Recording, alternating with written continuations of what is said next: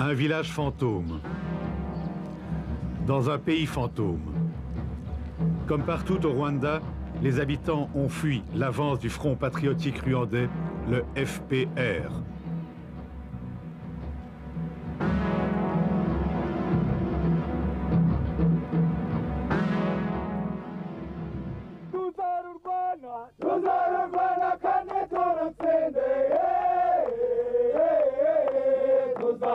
Ils s'appellent eux-mêmes les Inkotani, les invincibles, les indomptables. Leurs opposants les appellent les étrangers, ceux qui viennent d'ailleurs. Ce sont les enfants et petits-enfants des Tutsis qui ont fui les premiers massacres du Rwanda en s'exilant dans les pays voisins. Le noyau du FPR s'est créé au sein de l'armée ougandaise. Passant de 3000 hommes au départ à 18 ou 20 000, ils refusent maintenant le seul épithète de Tutsi. FPR égale une force nationale, vraiment nationale et patriotique. C'est vrai que nous avons commencé par avoir la plupart, la majorité de l'FPR comme Tutsi, parce que c'était les Tutsis qui étaient en exil. C'est comme ça qu'on a commencé à l'extérieur du pays. Mais maintenant, après 3 ans, nous sommes très très confiants que nous ne sommes pas, le FPR n'est pas un mouvement des Tutsis, c'est un mouvement de tous les Rwandais. Et je pense que maintenant, on peut dire que peut-être dans le combat à 40%, peut-être des autres ethnies que Tutsis.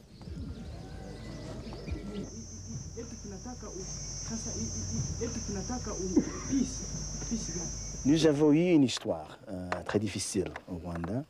Nous avons eu des problèmes politiques. Nous avons eu une dictature militaire depuis 1972. Nous avons eu des cycles, des massacres. Nous avons eu des réfugiés.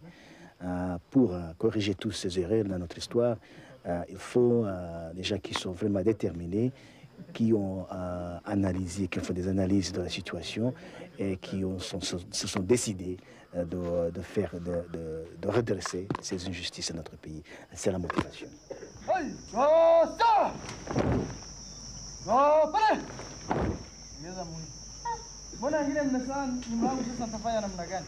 Notre entraînement est à même fois politique et militaire. Nous avons des écoles de cadres. On commence par les enseigner, instruire dans la politique de notre pays, dans l'histoire, avant qu'ils commencent à utiliser des armes à feu. Ça veut dire que c'est la politique d'abord, et puis l'encadrement, la formation militaire après. Byumba, la première ville dans le nord à être tombée aux mains du FPR. Une certaine nervosité, sans doute a-t-on signalé dans les parages quelques Ineramwe, les miliciens qui sévissent toujours, même dans les zones dites libérées. C'est dimanche matin à Byumba, la population de la ville, 10 000 habitants, a fui depuis longtemps. Elle est remplacée par des réfugiés. Tout d'abord, nous connaissons vos problèmes. Nous voulons leur trouver des solutions le plus vite possible et nous sommes prêts à résoudre les problèmes du Rwanda. Après la messe, un curieux prédicateur, le colonel Lizinde. Le FPR a installé une administration. Lizinde vient rassurer les personnes déplacées et leur faire la politisation, c'est-à-dire expliquer les buts du FPR. Lizinde est un ancien chef de la sûreté du président Habyarimana.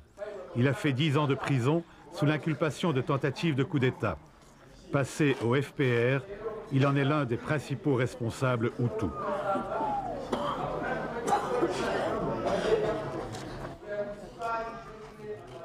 Dans quelques jours, le Rwanda sera libéré.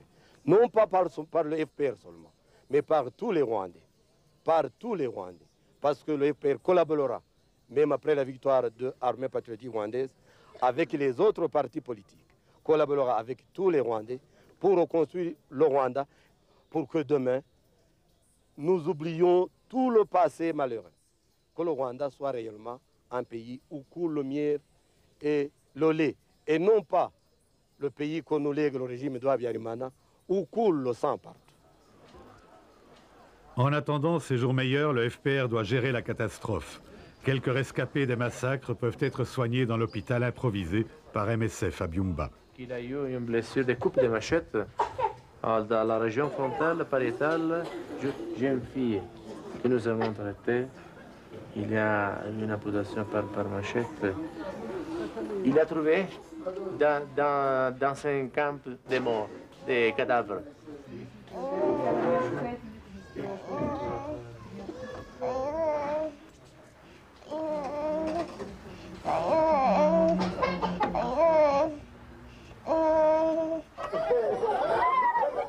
Le FPR se retrouve aussi à la tête d'une génération d'orphelins. La plupart ont été recueillis par les militaires. Enata, officier du FPR, a été chargée d'improviser un orphelinat. Elle accueille plus de 150 enfants. Elle est aidée par des volontaires, comme Antoine, un réfugié de Kigali qui, lui, n'a rien à voir avec le FPR. Leurs parents sont morts à la vue des enfants. Que cet enfant a été ramassé dans les cadavres, c'est un dépotoir des détritus de la ville. Alors, les Imerahamwe et les CDR ont conduit des gens, les ont conduits jusque là-bas, environ 3000 personnes. Alors, ils ont lancé des grenades là-dedans, sur des enfants, sur des vieux, sur des jeunes, tout le monde. Alors, pour survivre, il fallait que tu sois sous le tas et qu'il y ait des morts par-dessus toi. C'est comme ça que ces petits-enfants ont été ramassés par les montagneux lors du passage en Libéria-Sokwa.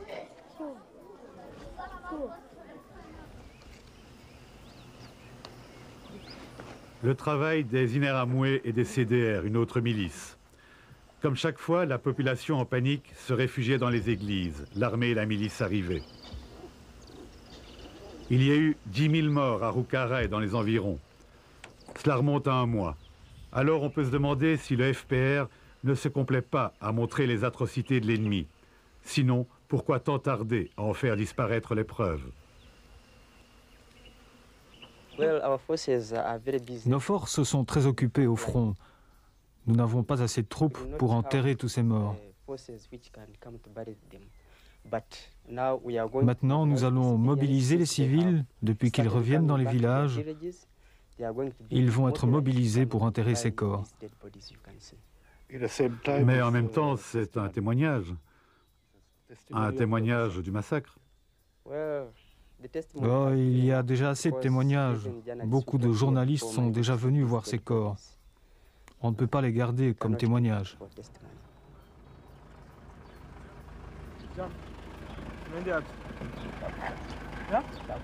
Dernier point de contrôle avant Gako.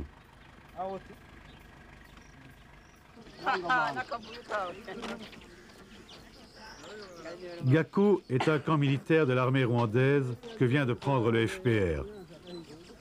C'est maintenant le repos du guerrier.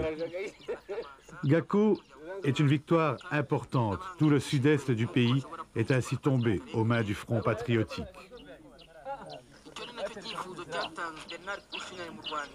La tactique est toujours la même, encercler, harceler à partir de positions très mobiles, mais en laissant toujours une porte de sortie pour que l'ennemi, démoralisé, vide les lieux. Nous n'avons pas eu beaucoup de résistance ici. Et où sont les troupes gouvernementales maintenant? Elles sont à peu près à 15 km d'ici. Oui, dans cette direction, dans la commune de Njenda. On se bat là-bas. En ce moment même, on se bat. Nous avons demandé d'aller à Njenda. On nous a dit que ce n'était pas possible. L'intérêt de la tactique du FPR, c'est de récupérer des installations intactes et un butin considérable en armes et en munitions. Le gouvernement rwandais est ainsi devenu le principal fournisseur du FPR.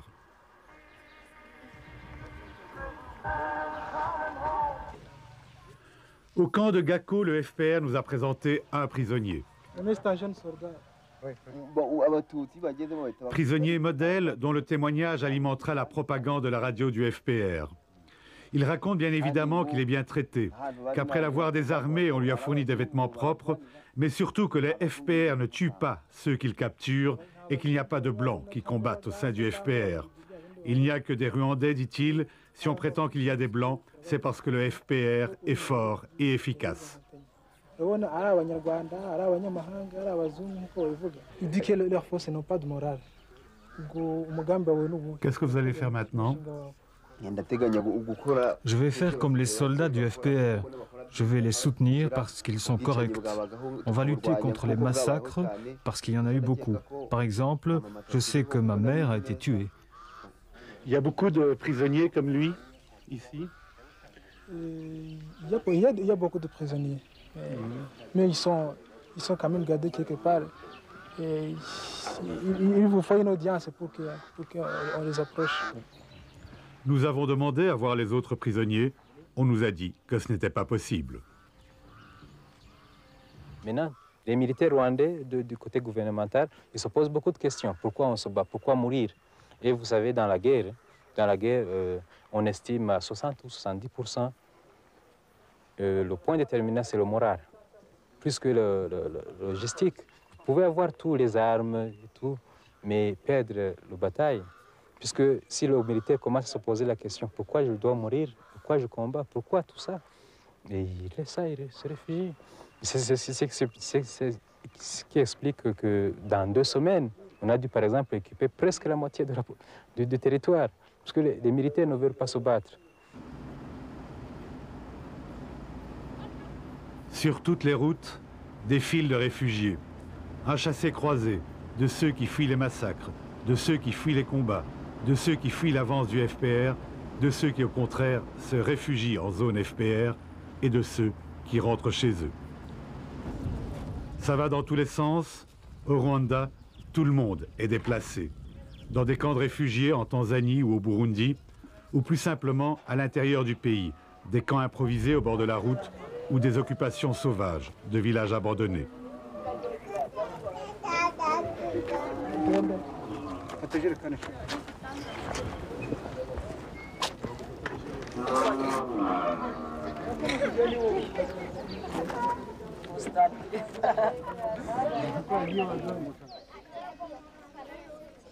Alors, le FPR regroupe.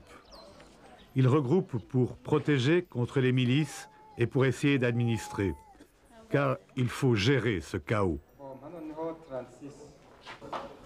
Le PAM, le Programme alimentaire mondial, a envoyé quelques tonnes de nourriture pour les 25 000 déplacés de la zone de Gaïni, dans l'est du Rwanda. C'est le FPR qui gère, c'est efficace.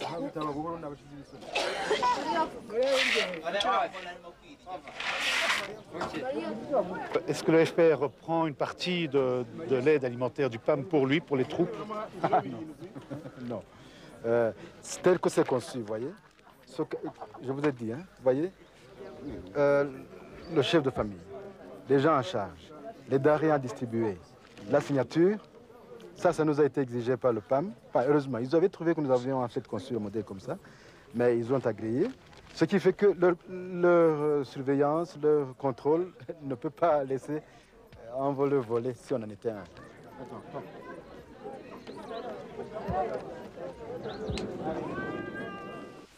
Pour coordonner l'action humanitaire, le FPR a provoqué à son quartier général de Mulindi, dans le nord, une réunion des ONG qui opèrent à partir de l'Ouganda. La collaboration en général est bonne, mais le FPR tient à rester le patron.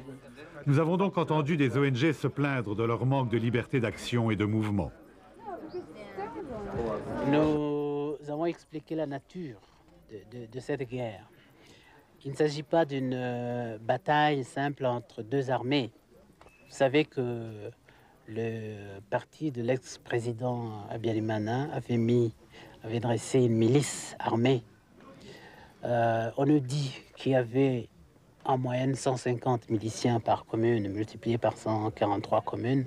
Ça fait à peu près 15 000 répartis sur tous les territoires, avec des armes, des grenades qu'ils ont utilisées.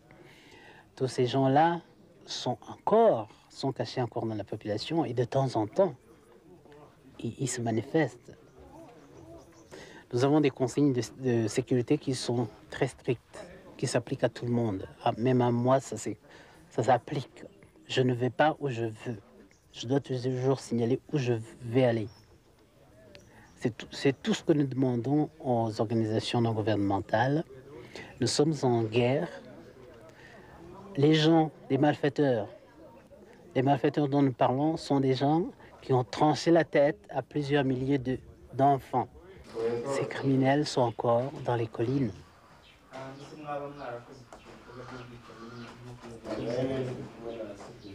Le FPR nous présente un groupe de 22 miliciens prisonniers. Ils ont tous tué, sauf les 2 femmes qui n'ont fait que piller. Si nous n'avons jamais entendu de rumeurs sur des massacres perpétrés par le FPR, des témoignages font état de bavures, de disparitions inexpliquées et d'exécutions sommaires des miliciens responsables des massacres. Mais il semblerait que des directives récentes recommandent leur rééducation.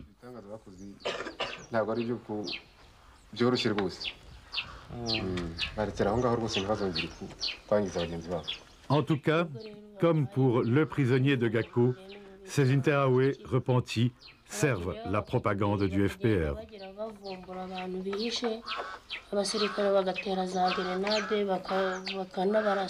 vont passer à la politisation. Parce que ces gens sont innocents, ils sont manipulés par les politiciens. Pour eux, ce sont des petits paysans, ils sont innocents.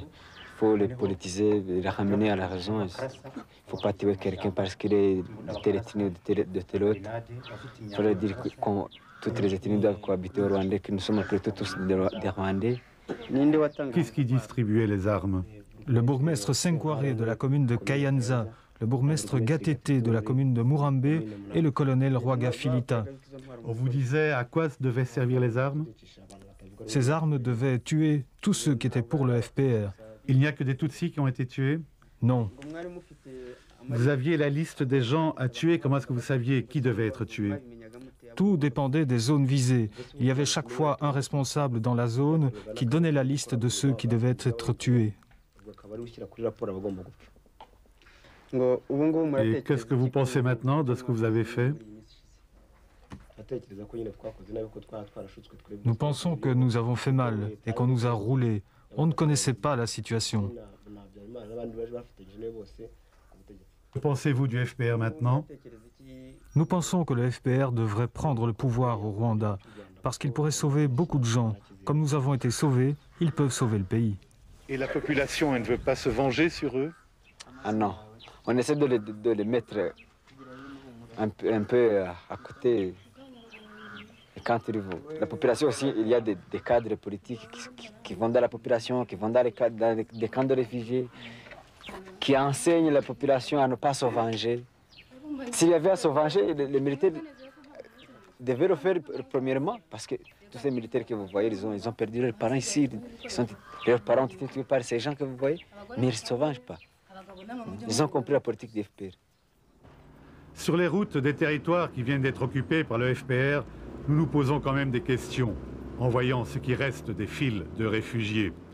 Visiblement, ils se sont enfuis en abandonnant tout ce qu'ils emportaient. Parce qu'ils ont été attaqués par les Interahamwe, dit le FPR. Peut-être. Mais peut-être aussi tout simplement parce que le FPR arrivait, nous dit un prêtre Tutsi. Les gens ont paniqué, il y avait la panique et s'enfuyaient. Alors on disait c'est le FPR qui arrive. Il y avait effectivement plus ou moins 25 personnes qui étaient tuées. La majorité, c'était des femmes. Parce qu'il y avait aussi une certaine propagande qu'avait faite Radio Rwanda.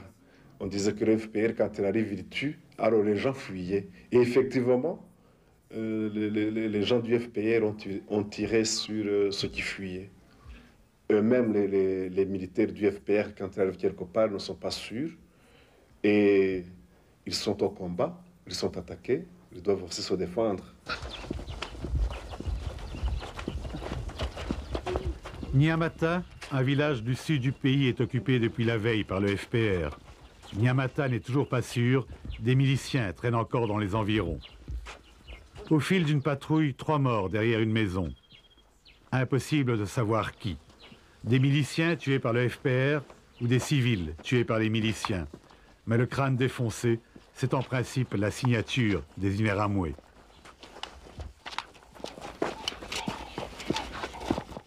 Le FPR recherche donc les gens qui se cachent encore dans les campagnes. S'ils sont armés, ils les combattent. S'ils sont de vrais civils, comme ceux qui viennent d'être amenés ici, le FPR les regroupe dans des centres pour les protéger et sans doute aussi pour les surveiller. J'habitais tout près là au magasin, au centre. Et vous vous cachiez, c'est ça? Ah oui. Pourquoi? Parce qu'on était enfouis, le massacre, on tuait tous les gens partout, alors comme ça on est enfouis là-bas, on s'est caché. Et vous êtes resté combien de temps dans la forêt comme ça?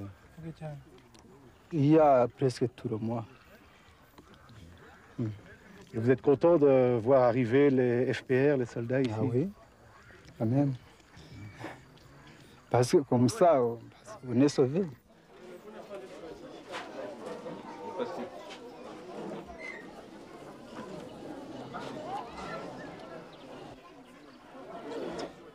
Et à partir d'hier, les militaires des FPR sont arrivés.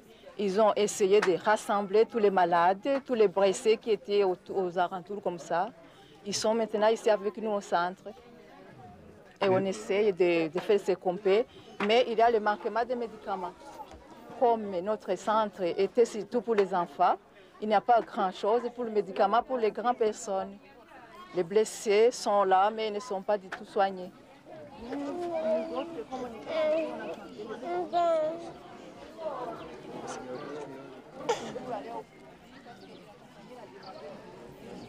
Pour préparer l'avenir, le FPR a réuni dans une maison de Byumba les rares politiciens de l'opposition qui ont survécu.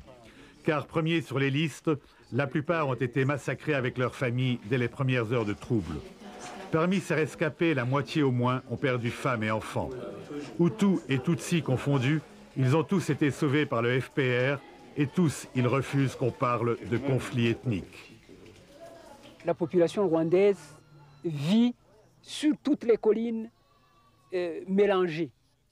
Et le langage ethnique ne vient que quand le politicien le sème. À propos du FPR, ils ont tous le même mot magique à la bouche, démocratie. Nous partageons l'idéal de la démocratie, du multipartisme, ce qui n'était pas le cas avec le MRND, par exemple. Mais pour nous, nous luttons pour une démocratie, mais pas pour le pouvoir. Ça veut dire qu'une fois que nous avons eu des élections, c'est une victoire déjà pour le FPR. Même sans gagner les élections, c'est déjà une victoire.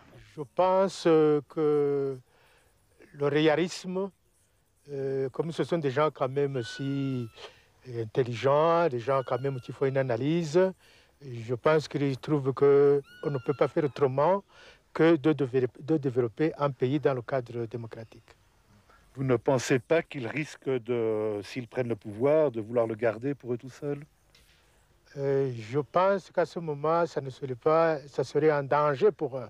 Ça ne serait pas une solution définitive. Celui qui voudrait prendre le pouvoir tout seul aujourd'hui, ça veut dire qu'il s'épargne les problèmes pour demain. Les événements que nous avons vécus ces derniers jours me rendent plutôt optimiste. Ne fût-ce que les opérations de sauvetage qu'ils ont menées, sans discrimination aucune, ni de parti, ni d'appartenance ethnique, je crois qu'on peut vraiment être optimiste et croire en ceux que ce sont vraiment des démocrates. Et c'est un Hutu qui dit ça. C'est un Hutu qui dit ça, exactement. En attendant que l'avenir confirme ou infirme les promesses du FPR, les combats continuent. Le FPR a besoin d'une victoire pour être reconnu.